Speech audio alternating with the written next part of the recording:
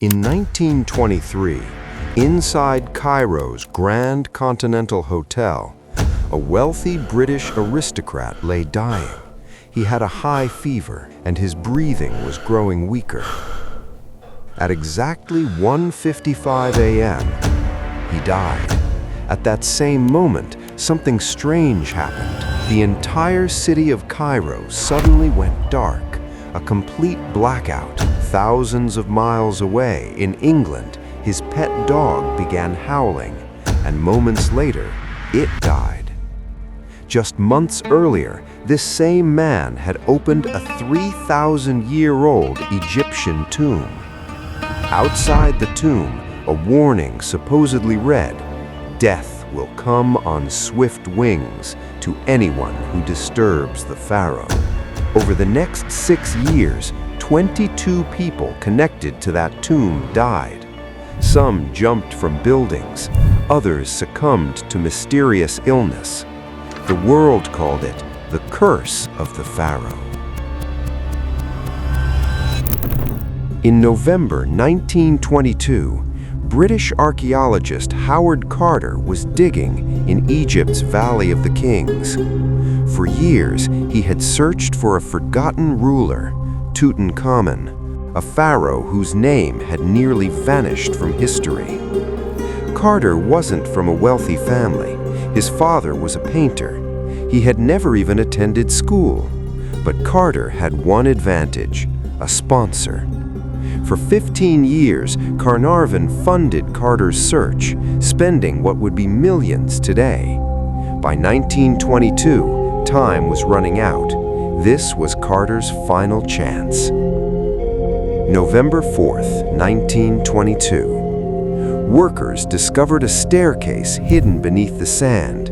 By the next day, 16 steps were cleared, leading to a sealed doorway. The seal showed Anubis, the god of the dead. Carter realized this could be it. On November 26th, he made a tiny hole in the door. He held up a candle and looked inside. Gold everywhere. Inside the tomb were over 5,000 artifacts, a solid gold coffin, and the famous golden mask of Tutankhamun. Soon after the discovery, strange events began. Carter owned a small canary.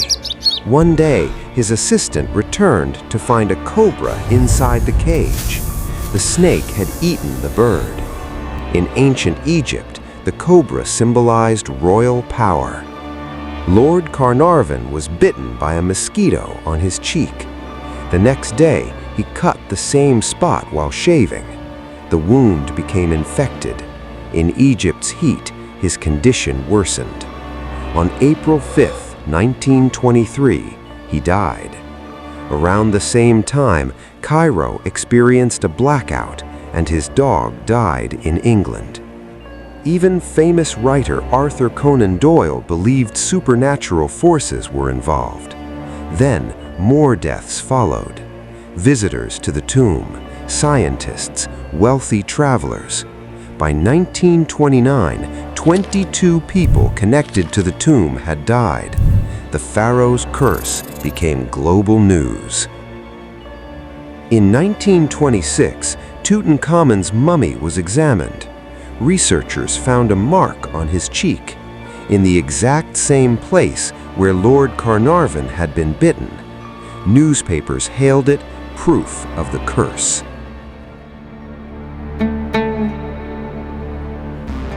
Tutankhamun became king as a child. He ruled during the chaotic period in Egyptian history. He died young, around 19 years old. Modern scientists discovered he had multiple genetic disorders. He also had malaria. His death was likely natural. Scientists later discovered something inside the tomb, a dangerous fungus, Aspergillus niger. It can infect human lungs and cause severe illness. In 1923, antibiotics didn't exist. This may explain some of the deaths. In 2002, researchers compared people who entered the tomb with those who didn't. There was no unusual death rate. And the most important fact, Howard Carter himself lived for 16 more years. The man who opened the tomb never died from any curse. He died in 1939, naturally. Before his death, he famously said, "I am still alive." Ancient Egyptians believed a person lives forever as long as their name is spoken. Tutankhamun's enemies tried to erase him, but today he is the most famous pharaoh in history. Perhaps that was true immortality.